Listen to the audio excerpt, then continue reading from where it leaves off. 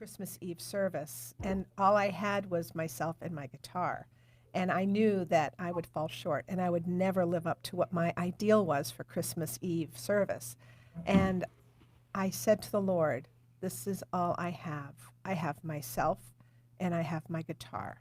And I have, this is all I have, and I give it to you. And the Lord expanded my music so dramatically when I brought my little mite to the Lord. And people afterwards said it was the most powerful time of worship at a Christmas Eve service that they can recall. And I agreed with them. And it was nothing to do with me and my ideal of having this magnificent orchestrated something for Christmas Eve. I had nothing to give but my limited ability on guitar and myself. And that was all I could bring. And I just love God's faithfulness when we bring what little we have to him, and he fills it and multiplies our talents when we bring him what little we have to offer. And I just remember that so vividly. And God's faithfulness on the mission field was like that over and over and over again. His hand freely giving to us, pouring out, financially being faithful, friendships, faithfulness, loneliness. His faithfulness was in every aspect of our time being on the mission field. And I just remember the sweetness of bringing the small widow's mite to the Lord and the experience of watching him personally multiply that and it being so glorious. So I would just like to ask all of you your experiences on the mission field. We can start with Kaya. You're such a woman full of substance and wisdom, and you're from Finland, and you have 4 beautiful daughters, and I don't know how many grandchildren you can tell us. But living on the mission field as a single mother in Budapest, can you tell us what you feel is something that God showed you that you didn't think you could do, but that you ended up doing something beyond what you had as a capacity? Absolutely. The whole being called to the mission field was, first of all, God doing it out of nowhere. I was in Finland in Bible school, and suddenly I just heard his voice and saying, "Now the doors to Hungary are open," and I was shocked, so shocked, and I really. I'm a faith-centered person, so I immediately I knew it was God speaking to me, and next thing I know, I went to Pastor Scheller and asked, "Hey, could you ever imagine?" And I was trembling. Could you ever imagine me moving with my 4 daughters to Hungary? And he says, why not?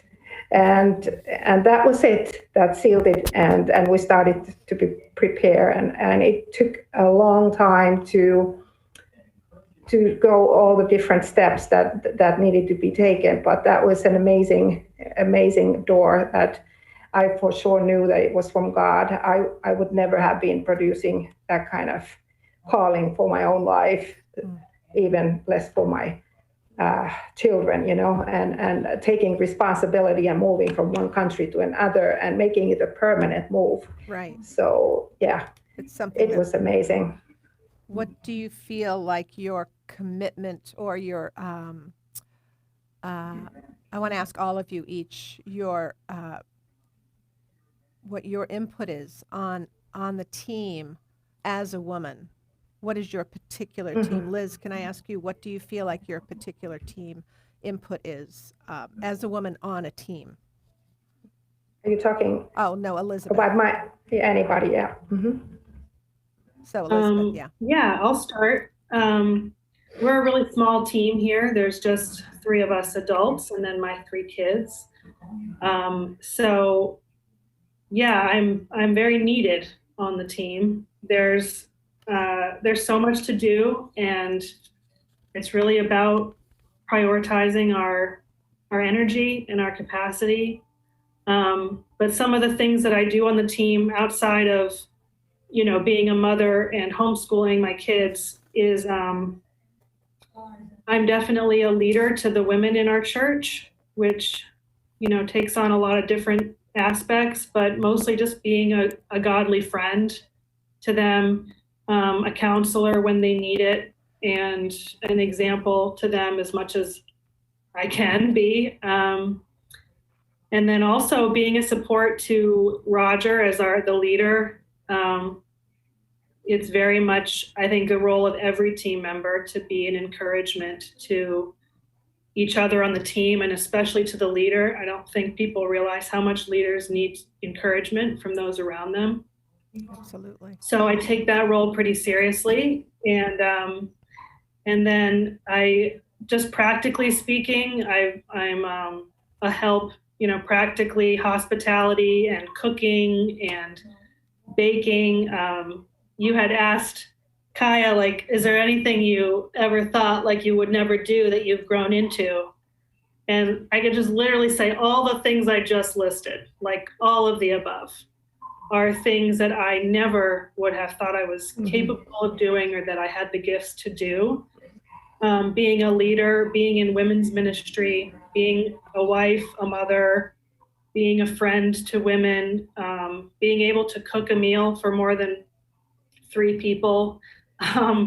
Those are all things I did not have the ability to do or never thought that I could do. So I want to share that because I feel a lot like young women have the picture of the ideal missionary woman, or just the ideal woman in general, and they just don't meet the standard. They don't meet the ideal, and whatever that is for people, especially in missions, we can have really high standards for ourselves.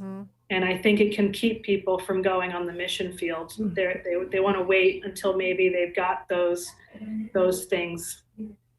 And I would just encourage women that exactly what you said, Kathy, was so good, that we just give God what we have, and he just does miracles with it. He just does the miraculous. And then you look back and you don't understand how it happened, and you just got to give it right back to God.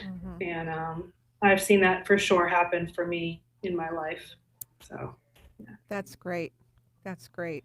That's just beautiful. Karen, what do you feel is something that you've brought to the team that has expanded your capacity in ways that you never thought possible?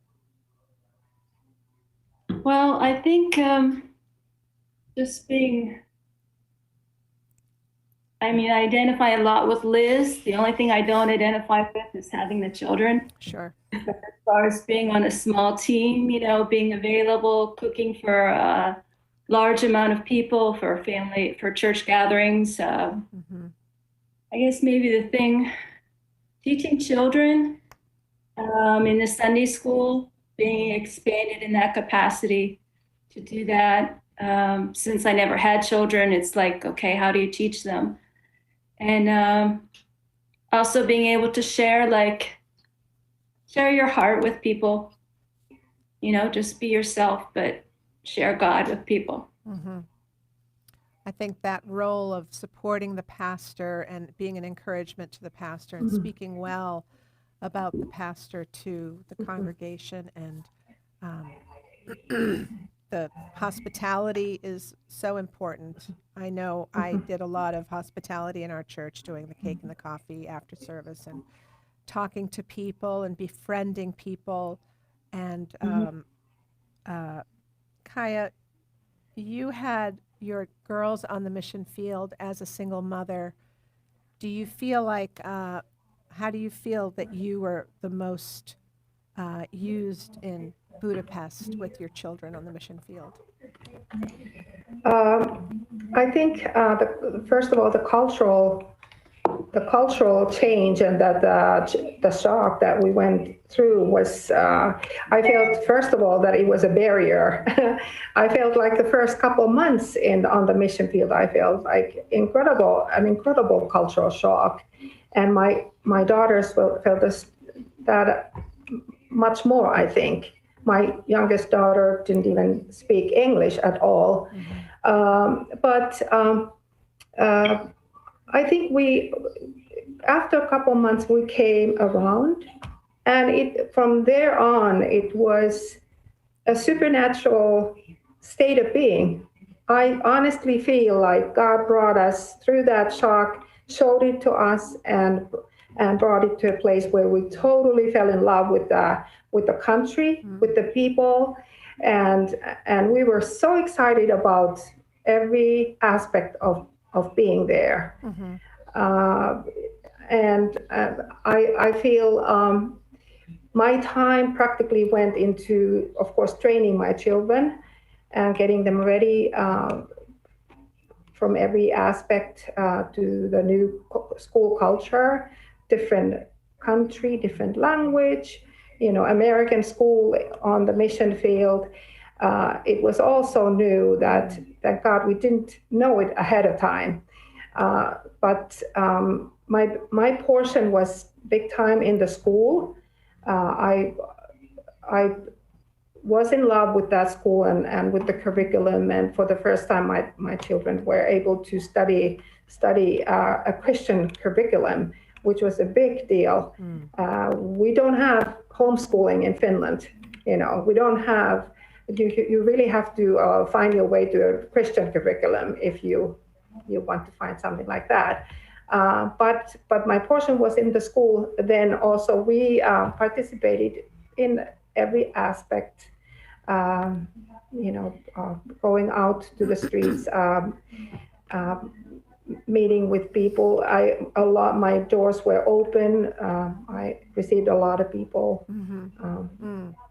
Incredible. It was just as things came along, I was a lot available. What do you think you learned on a team? This is for any of you to answer. What do you think you've learned on a team that you would not have learned anywhere else? Perhaps if you had stayed home. I think it would have. I think mostly at that point in my life, enforced discipline. And how to live on the team, how to orientate yourself, what our purpose here on the mission field is. I feel like I was very young. It was my first mission experience. I felt like I was very young in the Lord, and most of the time I had to really admit that it all happened in spite of me. That there were a lot of internal crises that I went through, but God, it was amazing. It was not emotional, but it was amazing how, on a day-to-day basis, he just showed his faithfulness and brought us through. Karen, what can you tell us? For the majority of the time that I've been on the mission field, I've lived in team houses. So it's been interesting, living with people, not just like your husband or your children, but you're living with others, and to learn how to relate to other people, flexible, not always saying this is how it has to be done. Me being now the pastor's wife, being the woman in charge, it's like you can't say, oh, it has to be done this way. You have to help me clean the way I think it needs to be done. And just being flexible and learning how to deal with people, that you're living with, which is a new thing for most people. Interesting. What about you, Liz? It's hard to pinpoint one thing because I feel like I've learned everything on the mission field. Wow. You spent your childhood on the mission field in France and Budapest, of course, and then in Izmir as a married woman. Yeah, I think I had so many great examples of missionaries around me in Budapest. Mm-hmm. So it wasn't such a distant possibility for me or a foreign concept or anything like that. It's kind of cool to have Kaya here on with me because I was one of her daughter's first friends in Budapest Oh, as she was learning English wow. in second grade, I think it was, together. Mhm. Um, and yeah, to be in Izmir now and realize I'm discovering things that I learned a long time ago, but I didn't know I had them until I was here. So I think for me, because of being raised in the church, I had a lot in me that I just didn't know was there until it was needed. Mm-hmm. And then also the process that, like Kaya said, the internal process of making all those things my own and not just something that I had borrowed, but that they were my own. Mm-hmm. Um, my own convictions, my own methods, even. Mm-hmm. But one thing for sure that I've learned has been and I'm learning, is how to be a friend. Mm. Um, it's such a challenging thing to be a friend when you're broken and other people are broken.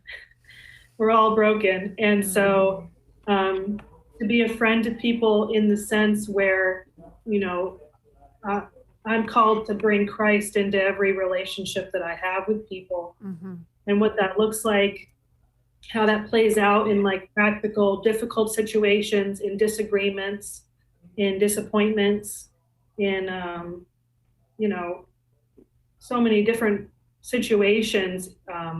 That's just a learning experience every time. I've not finished learning it, but I have seen the growth in myself and how to be gracious with people, how to be gracious with myself, and to just really be slow to speak and slow to react, which is not my forte. So yeah, I think just being a godly friend in the context of what it is to be discipling other people and being discipled, Mm-hmm. and then being like Karen said, being on a team and what that looks like too in Mm-hmm. that regard is something that I've learned so much from other people and then just from my own experiences. So that's a big one, I think, for me. I remember our house was like a revolving door. We were in Berlin, Germany, and it was so central between Northern Europe and Southern Europe. And people coming from America would stop in Berlin first, and people coming by plane and train and automobile and everything. And we made countless trips to the airport, countless trips to train station, gave countless tours of Berlin, which I loved. Um, but we had so many people living in our home. Excuse me. We had so many people come through and live with us that my children, who were 5 when we moved to Germany and 17 when we moved home, we were 12 years there, um, they had such a beautiful viewpoint of cultures, every age, every language, every kind of person, male, female, it was just fascinating. You know, I had 17 Hungarians sleeping in my little apartment one time, and for a conference. But my children had people sleeping in their rooms and roommates from America and from all over the place. So I think it made them into really great children who have a capacity for people of every culture. And I just think having a mission field experience with children gives them a more rounded experience that they wouldn't normally get if they, you know, it's not an easy thing folding up your home in America and moving to a foreign mission field. It is not easy to do. But when you look back, you wouldn't have traded it for anything. And the children will tell you that as well. Um, is there anything that you would tell a young woman who would like to go on the mission field? Karen, can you think of something that you would say to a young woman who is thinking about going on the mission field, is maybe hesitant? What words of wisdom or foresight could you give? You're welcome. Come. wherever God leads you, the pastor's wife, other people, will welcome you. God will show you where you can fit in the team, how you can minister to people. I mean, like Liz was saying, just build up the pastor, build up the other people in the team, and come. Yes. Beautiful. Kaya, what can you say to young women? I would say, don't be afraid.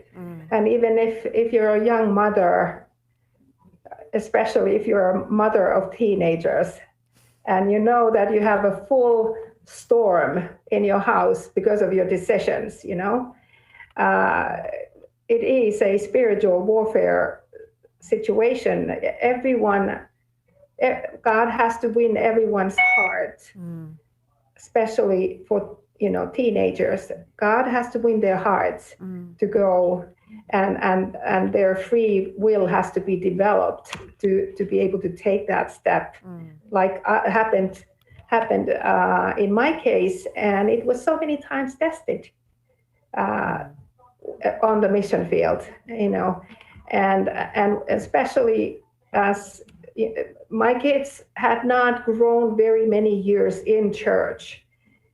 I was quite a new believer and just graduated from Bible school and on fire for God, and my children not necessarily, and they still. I prayed that all of them would like to go with me. So I am so convinced that God is able to do the work in each aspect of the family, to make it possible. And even if it looks disastrous sometimes, I have many examples of that. but then at the end, it's an amazing work that He does in their lives. And I have seen it in my kids, that they have grown out to be much more than ever if we had stayed in Finland.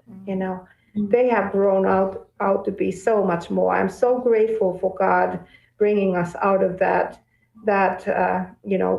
kind of seeing that as the one and final culture that we lived in. I love the principle that they live in multiple cultures, and they've been uprooted from their own culture, and they've been put into a new culture, and that definitely happens to all of us on the mission field. So I just warmly recommend thinking about and praying about it and bringing your kids to the mission field. Liz, what do you have to say about that? Encouraging young women to come. Brittany's done it. Brittany Howard is there. Yeah. I mean, I second Karen, just go. Like, just go? What's the question? Like, I don't know a person who's regretted going on the mission field. I just don't. Yeah. Whether it was for a month or for, a year or 20 years, like I've seen from people that I know, examples of my parents being at the forefront of that. But people like Pastor Mati and Hanale and Aya and Pastor Shabeli and Pastor Schaller, and all of you, the testimony of men and women who have made the decision to go and just follow God where He's leading them, they are not full of regrets. And I was raised with that as very much a common motto in our home is no regrets, from that, no regrets, no retreats, and no reserves. So if there's a woman considering going on the mission field, she probably has made a couple times over some lists of pros and cons and why nots and things like that. And you're never going to balance that spreadsheet to the point where it's a good idea to sell everything you own to go tell people about Jesus. Like, that's not,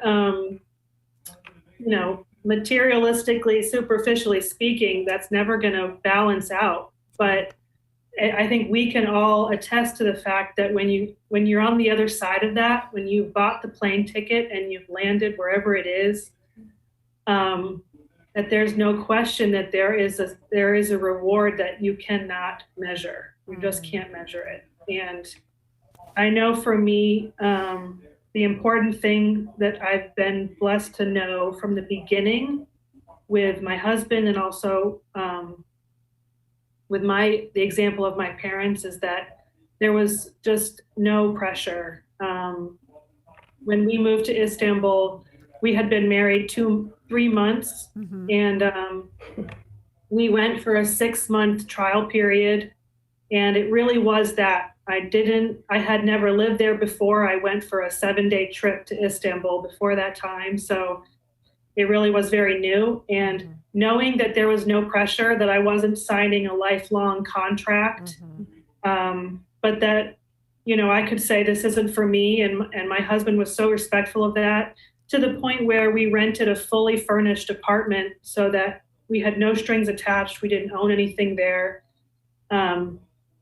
I encourage people who've never been on the mission field to go for a longer short-term period, 3 months to 6 months, to give yourself, you don't need to sign a contract, but you need to give yourself time to see yourself there long term. And I know for myself, I can't imagine not going now. And I don't want to know what our life would look like if we weren't doing this with our lives. And so if it's in your heart to go, God forbid that you would regret it because of all the reasons on your list, not to go. But one thing, a balance to that would be, if your reason for going is in some way twisted or inappropriate, like if your motive for going is, to impress people or maybe to escape a life situation or things like that, you got to really bring that to God, because our priority for going isn't always so pure. And that's okay too, because God is gracious and he just uses us anyway. But that's something to think about and bring to God. I think for anyone thinking about the mission field is where is your heart's motive for going? Because it really should just be the gospel and people. And we can get that muddled. But when that is your motive, it really does take the pressure off of you needing to be a certain type of person or, reach a certain level of even, spiritual maturity. But just know that God uses people. He's so gracious to use us. It's unbelievable, like what he does. And knowing who you are in Christ and having a firm, a biblical foundation that is just rock solid, is also going to serve you really well. So, we don't have Bible school as a mandatory requirement, I don't think, but it's highly recommended. And I have seen just from our short experience on the mission field what a gift that is also, is to have some biblical teaching, doctrines that your feet can stand solid on when you're in a different place, in a different culture, and nobody around you believes what you believe. It's important to have that foundation and your identity really just firmly in Christ. So yeah, those are my thoughts on that. That's great.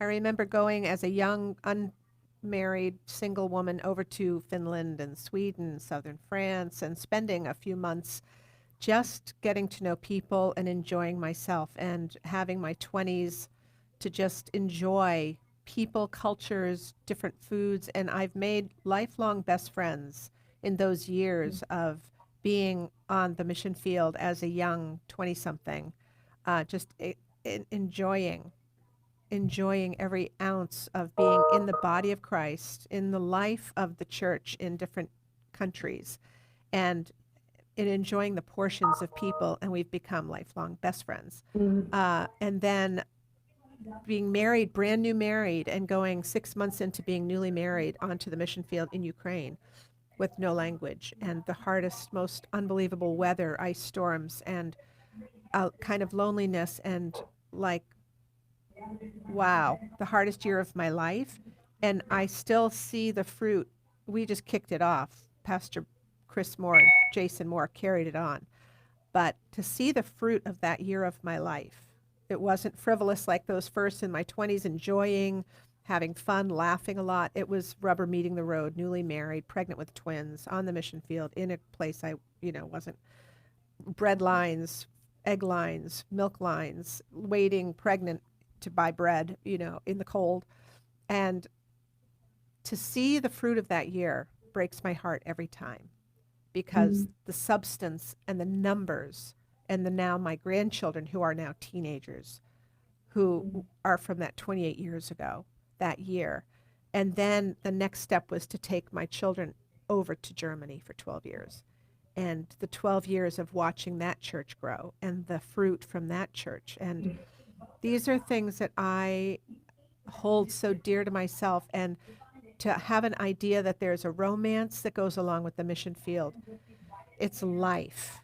It's not different than what you have here in America. It's just bring yourself to another country and you experience the rubber meets the road of finances and drama with children in school and education and all of these things. And those who are here who aren't able to go on the mission field, as Pastor Stevens always really just said so beautifully, that standing at the sink, washing your dishes and glorifying God as someone who is here and not able to go on the mission field is as holy and sanctified and beautiful as any one of us who have spent time on the mission field. And we're so grateful that we were able to do these things, but not everyone is able to do these things. And we're so grateful for those who stay and pray and uphold and are part of the support team here or wherever they are in their local churches. And I just wanted to mention that. We're just so grateful to God for the variety of experiences that we've had on the mission field. What are steps of faith that you take as a team member with your husband, Elizabeth and Karen, on the mission field, because you're now there? What are the steps that you take to support your husband on the mission field in particular? Karen? Well, I think basically just having time, the two of you to, husband and wife, to pray together, to talk about messages that you've heard, Pastor Schaler's devotionals, talk about them, and just spend time each other, just talking about biblical things, not just details of life and this bill and that bill that has to be paid. Yeah. Yeah, the details of life. And Liz, what do you think? I would say for sure, just I take, like I said earlier, I take my role of being an encourager to him, like very seriously, and to the point where I will wait to talk about something that's on my mind, or I will pause and change my tone or even my outward mood to encourage him when I see, not always, but when I see he's heavy, he walks in the door heavily burdened or discouraged or whatever it would be. I am very aware of that. And I think that that's something new for me. We often think of our husbands as they're the tiller, they're the strong one. And so we can just run to them and just put everything on them. And I've seen, especially like in our life here, I consider it like really, I mean, I know it sounds maybe cliche, but I consider it an honor to be, in the place where I can hold him up and be a support to him, because he carries so much, and I don't necessarily envy him for that, but it's an honor to be a part of that and to be able to encourage him and like in our church services, I can't be in the church meeting because I am childcare for our kids. Our kids are the only kids in our church right now. We have a lot of young adults, but so I'm not in the service usually, and he often says that he misses my face there because, you know, if you're ever speaking, you're looking in the crowd for somebody whose eyes are open, looking at you and interested and available and encouraging. And sometimes he doesn't have that in the audience. And so he'll miss that. He'll miss me in that way. And so it's been cool to see how important I am, and it sometimes is in my absence that it's felt. But I try to really be aware of that, and I do listen to his messages later on in the week. They're recorded, and just encourage him. And then, like Karen said, throughout the week, we really try and laugh together a lot. We have certain times where it is very practical, and we're making lists, and we're an organized, structured kind of family. So we have that aspect for sure, but we laugh a lot. We'll watch a stupid movie. We'll spend time reading our Bibles next to each other, not necessarily talking, but just being in our Bibles together, and things like that really just bring us together because when you're on a small team, and I mean, we're in a Muslim country, there's less than 1% of the population is Christian here. So, we need to be each other's encouragement, and Brittany as well. We're really careful to include Brittany as well in that. So, I think it's really fun. I think, it doesn't have to be heavy. The mission field does not have to be heavy.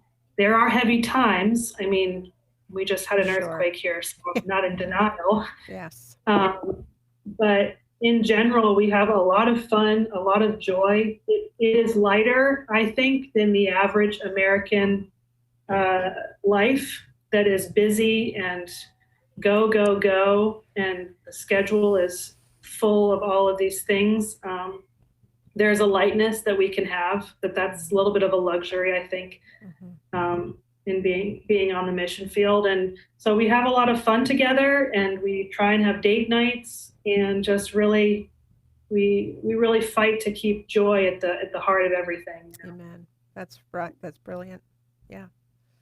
Yeah, our home was a refuge in a foreign country, and we had like a little piece of America in our home, and I remember my children would come home, and we'd light candles, make a big pot of popcorn, and my husband was so busy that it was just us a lot of the time, and he was traveling and just busy with Bible college and doing all the things that a pastor does on a mission field. But we would make popcorn, watch a little fun movie, and light candles and make it cozy, and our home was such a refuge that I appreciate that time that we had to be together, myself and my children. I was grateful that I could be there with them as a mom, being there to raise them. And it is a much simpler life being on the mission field. You're in a different country, and you're not bogged down with all the weight that comes with being in your own culture, even understanding the language and all that has to offer. Can I add?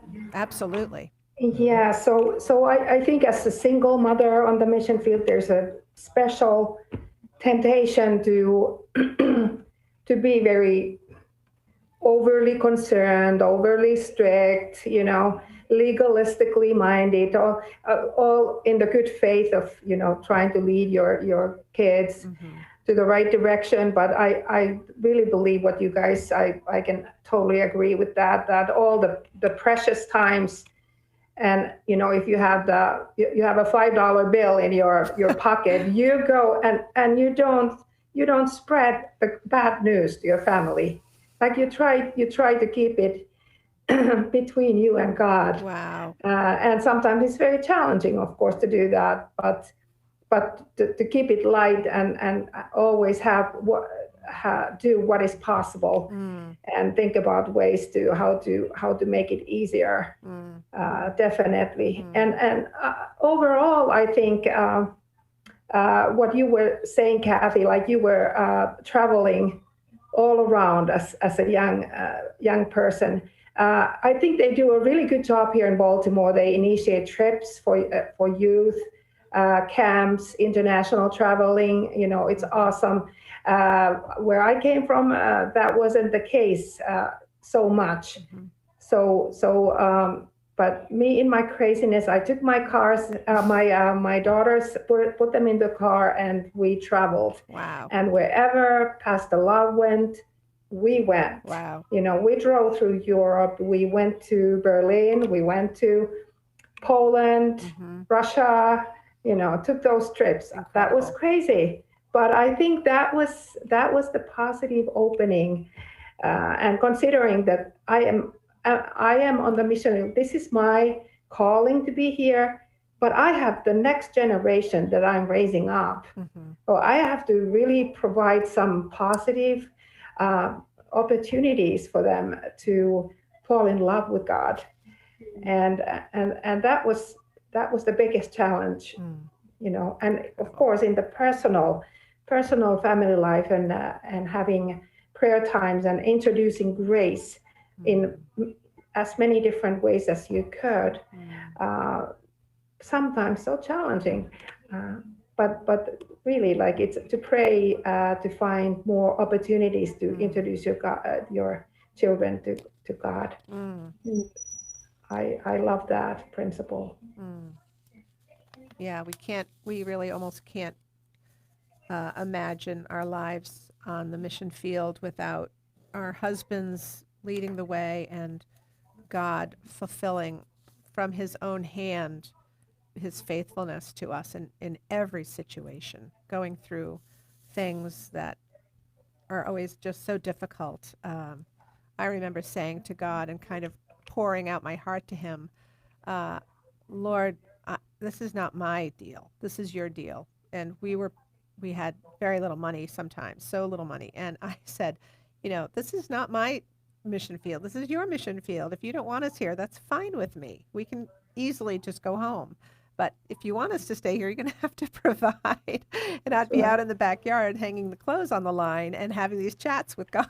You know, these really, really rubber meets the road chats with God, and watching his hand open and bless personally, and knowing there's no other way that could have happened outside of God, with his kindness and his love and his generosity, and knowing, you know, just moving a person in Baltimore, a little old lady who said, I promise God, if my cousin died, he left me his inheritance, I would support missions, and I'm sending you this money. And I'm dropping the phone saying, how could she possibly know that we were in devastating situation, and her gift brought us out of all of it. And it happened so many times. And God's graciousness and his faithfulness to us on the mission field, we've just seen it over and over again. Karen, can you tell us something about how incredibly faithful God has been to you on the mission field?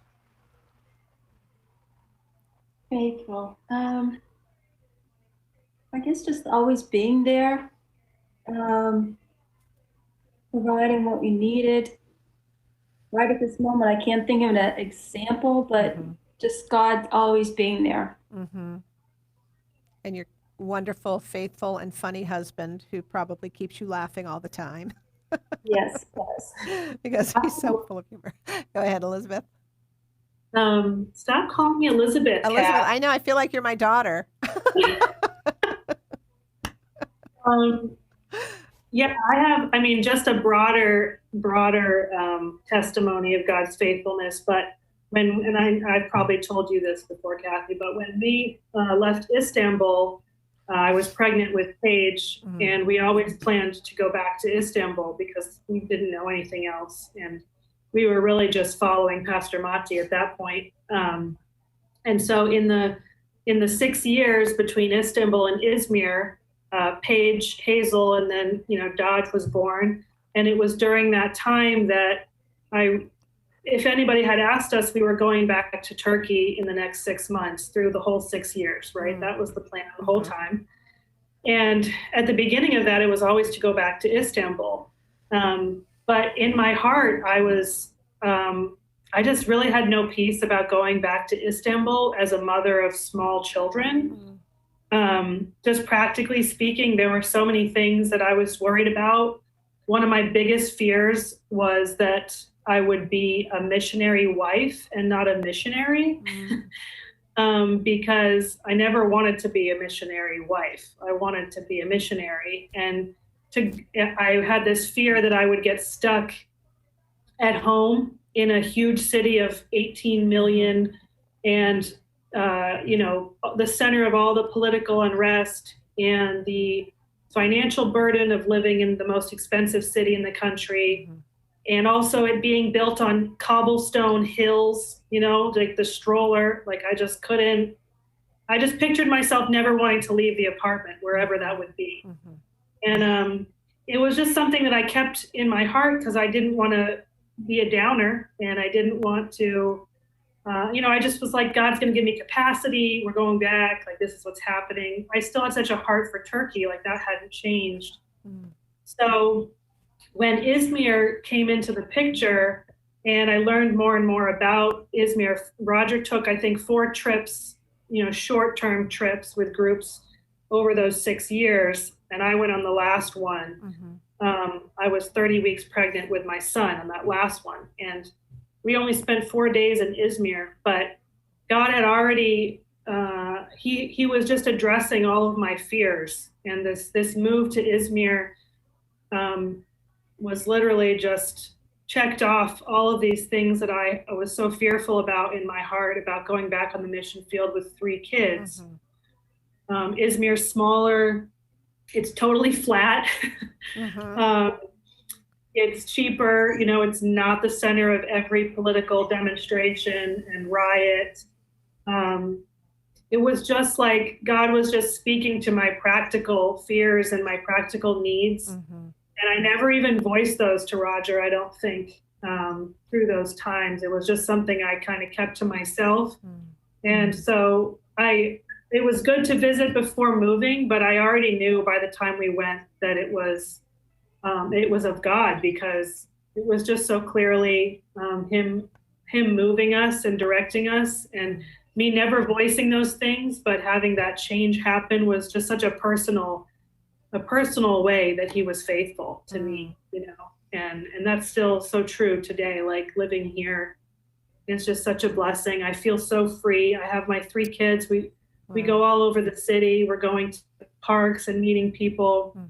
We're homeschooling. We're going on trips. I took my kids to Pergama just a few days ago, to the ruins of Pergama. Incredible. And I mean, it's just an awesome life to have with them. And God really just met those concerns of mine with just kindness and grace. And he's very personal. God is so personal with these situations. I remember having the twins and thinking, we're going right back to Ukraine. There's no water, there's iffy electricity, the heat is strange, there's lines that you have to wait in for food. And Pastor said, you wait until they are all there. The medical there was also terrible, but he said, you wait until your children have their vaccinations, wait until they're solid and healthy, and then think about going back. I was so grateful, because I was really nervous to bring my children back. It would have been fine, it would have been fine, but I was grateful to be in a place where I knew my familiar surroundings, where everything I understood. So we stayed here for 5 years and moved away when the children were 5. But we're just... Can I say one more thing? Sure. You mentioned the women and mothers who, aren't on the mission field and are not called to go on the mission field. And I love what you said, because whenever I talk about missions, that's always an aspect that, can be a little bit, unsettling. Like, you don't want people who aren't called to be on the mission field to in any way feel guilty or condemned in that. And I think, especially as a mother, like what you said is so true. The way that we live our lives has not changed that much from Baltimore to here, our day to day. But I think the encouragement should be for any woman anywhere whether she's called to the mission field or not, is to just hold lightly to the things of this earth. Yeah. You know, that's not a calling just for missionaries. Like that's just what we're called to be as disciples and women of God, that we would prioritize and we would see the world as it really is, which is that like the earthly things, we need to hold so lightly to them and value the eternal things and the unseen things so much more. And that should just inform everything that we do, whether that takes us to another country or it just takes us out of our comfort zone wherever we are, you know. But I hope that would just be an encouragement to any women listening who aren't called to leave their country. But I know that we're called to leave the things of this earth behind.